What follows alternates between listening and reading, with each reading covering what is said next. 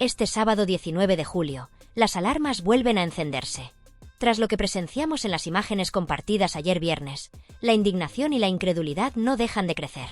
Es inevitable hacer memoria de aquel bochornoso espectáculo, dos individuos dedicándose a despotricar sin justificación alguna, lanzando ataques gratuitos y buscando provocar a una familia destrozada, mientras el cuerpo de la difunta, aún sin haber terminado de recibir sepultura, descansaba en tierra. Y lo más escandaloso de todo, ni siquiera se dignaron a presentarse en el sepelio. ¿La razón? Mientras la familia lloraba su pérdida, ellas andaban ocupadas en sus propias negociaciones, discutiendo a puerta cerrada con qué programa de televisión pactar una exclusiva y a qué espacio mediático les convenía más vender su historia. Un espectáculo vergonzoso que retrata a la perfección la falta absoluta de respeto y empatía. Pero atentos, porque en medio de este panorama aparece en escena Jesús Manuel Ruiz, que irrumpe con una doble exclusiva que cambia el tablero. Por un lado, trae consigo una revelación del propio padre de Michu, y por otro, un bombazo relacionado con Kiko Jiménez. Debo admitir que ignoraba por completo que Kiko, conocido por su relación con Sofía, su expareja, y por haber sido novio de Gloria Camila, se encontraba en busca y captura. Ahora que sale a la luz, es momento de poner todas las cartas sobre la mesa y analizarlo todo con detenimiento. Así que, si aún no estáis suscritos al canal, este es el momento. Sabéis de sobra lo esencial que es para apoyar el contenido que aquí compartimos. Activad la campanita y colaborad como prefiráis. Empezamos. La identidad de la persona que asumirá la responsabilidad legal y velará por el porvenir de Rocío, la hija de Michu y de José F., ha quedado al descubierto. Ayer por la mañana, una llamada inesperada me desveló detalles que hasta ahora permanecían en la sombra. El padre de Michu, al parecer, no guarda ninguna relación con su hija, ni con la madre de esta ni con su hermana Tamara. No mantienen contacto alguno. Las razones parecen claras. Están completamente distanciados tras un proceso de divorcio y ruptura definitiva. Lo cierto es que este hombre sí estuvo presente en el funeral. Una persona dedicada a la enseñanza, profesor de profesión, ajeno al mundo mediático y sin interés alguno en convertirse en personaje público. Me ha pedido que, si bien podía mencionar su nombre de pila, evitara revelar su apellido, ya que no desea verse arrastrado a este circo mediático. Este hombre, que ha demostrado ser la única figura sensata entre tanta locura, se preocupó durante el velatorio de lo realmente importante, su nieta.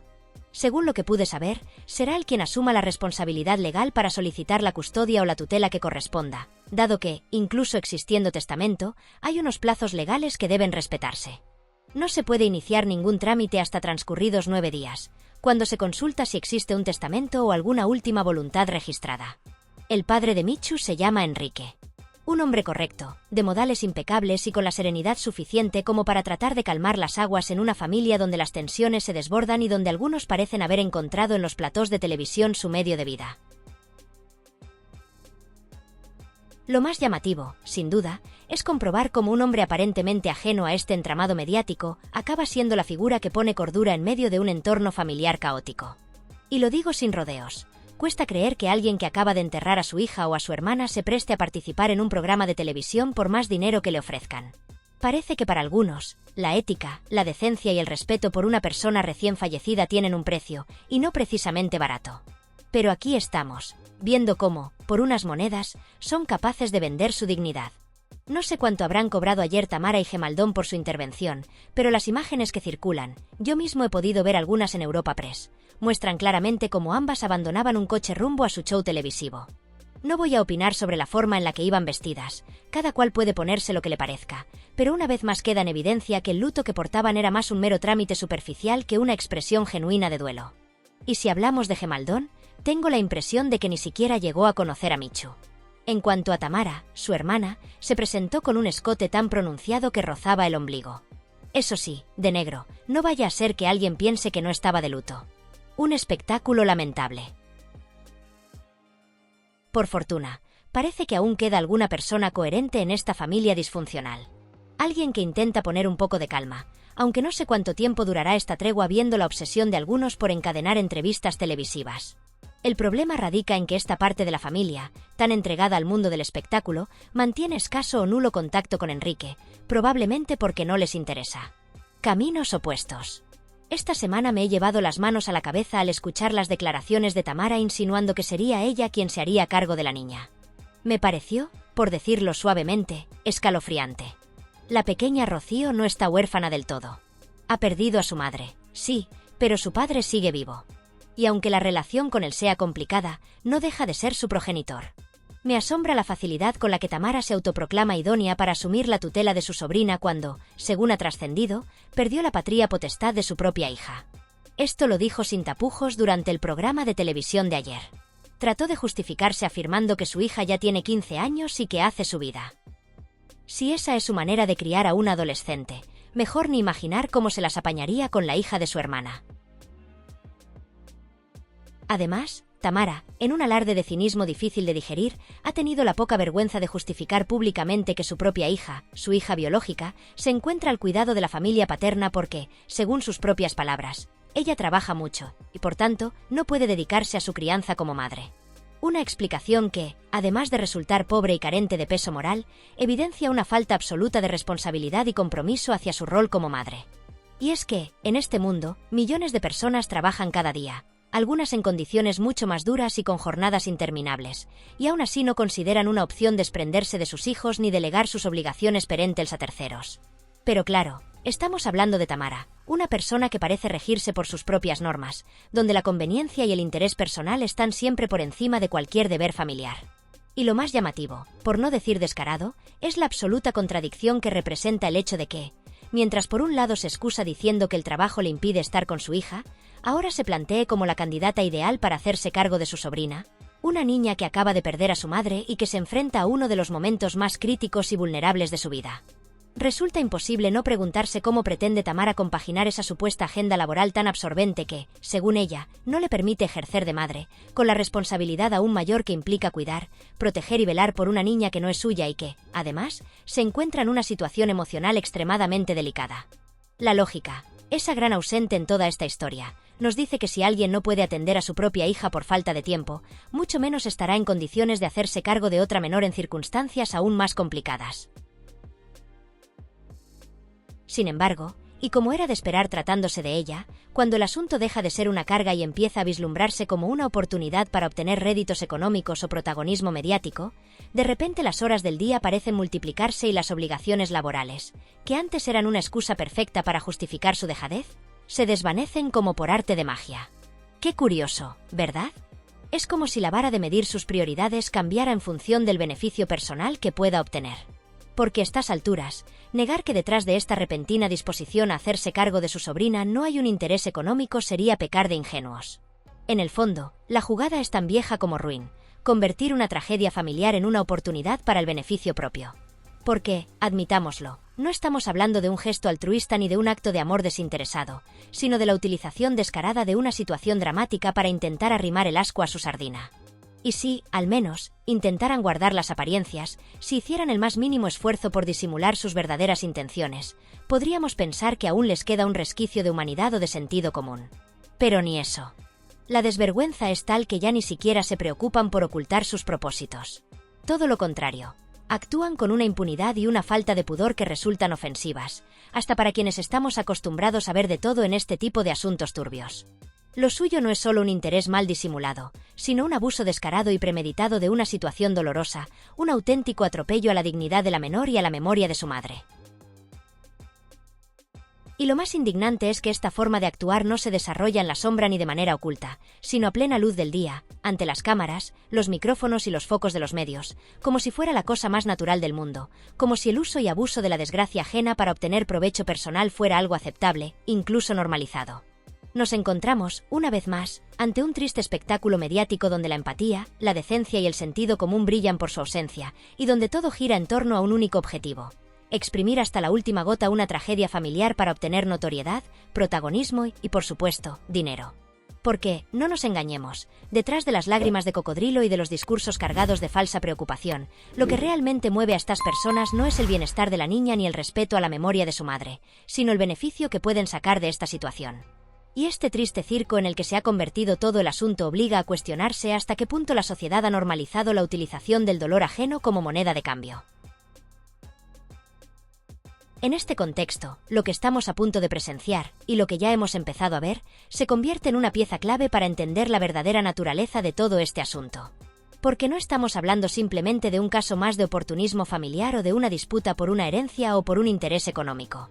Estamos hablando de la vida de una menor, de una niña que, a sus apenas 9 años, ha perdido a su madre de forma repentina y se encuentra ahora en medio de una lucha de intereses donde, lamentablemente, su bienestar parece ser lo último que importa. Y lo más preocupante es que el entorno al que pretenden llevarla, ese círculo familiar que ahora se presenta como su tabla de salvación, dista mucho de ser el adecuado para su desarrollo, su estabilidad emocional y su futuro.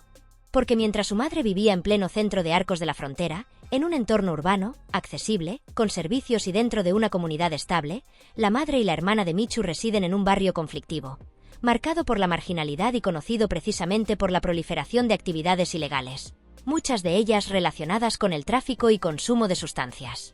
Un entorno donde la ley parece más un concepto abstracto que una realidad tangible, y donde crecer significa estar expuesto a modelos y situaciones que pueden condicionar negativamente la vida de cualquier niño. Resulta indignante pensar que alguien pueda considerar siquiera que ese entorno marginal, conflictivo y plagado de peligros es el lugar adecuado para que una niña vulnerable afronte un proceso de duelo tan devastador como la pérdida de su madre.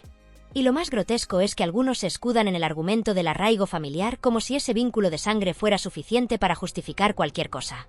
Porque una cosa es la familia y otra muy distinta es el entorno en el que se desarrolla esa familia. Y en este caso, vincular a una menor a un ambiente marginal, donde la figura de la abuela parece más interesada en salir en televisión que en ejercer su papel como referente estable, y donde la supuesta tía protectora ni siquiera ha tenido la decencia de presentarse en Cádiz desde la muerte de su hermana, es poco menos que un disparate. Pero claro, en este circo todo vale, y parece que incluso los conceptos más básicos de sensatez y protección a la infancia pueden retorcerse hasta lo grotesco si hay dinero o interés personal de por medio.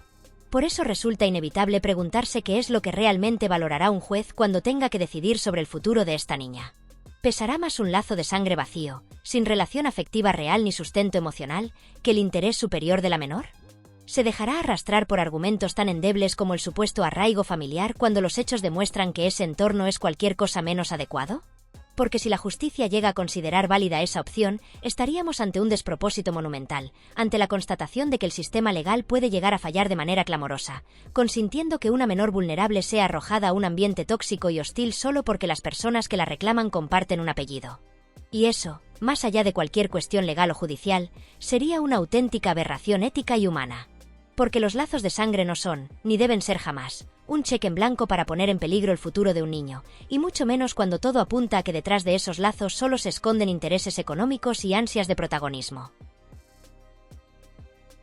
El periodista Jesús Manuel Ruiz ha lanzado unas declaraciones sorprendentes respecto a la complicada situación familiar que rodea a Michu y su entorno más cercano. Según sus palabras, considera que sería oportuno que el padre de Michu interviniera para intentar poner algo de cordura en medio del ambiente hostil y el caos que parecen reinar en esa familia. Porque, según afirma, ni siquiera el progenitor mantiene contacto con ellas, lo cual evidencia que no se trata precisamente de una familia convencional. Una familia que se dedica a lanzarse reproches públicamente, a cruzarse denuncias y a ventilar sus conflictos mediante los medios de comunicación y redes sociales dista mucho de ser algo habitual.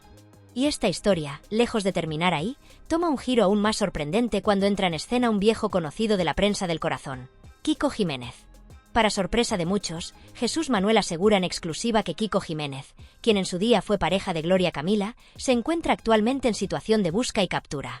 Confieso que desconocía por completo este dato, y según parece, la razón sería una denuncia interpuesta contra él, de la cual no habría llegado a recibir notificación formal.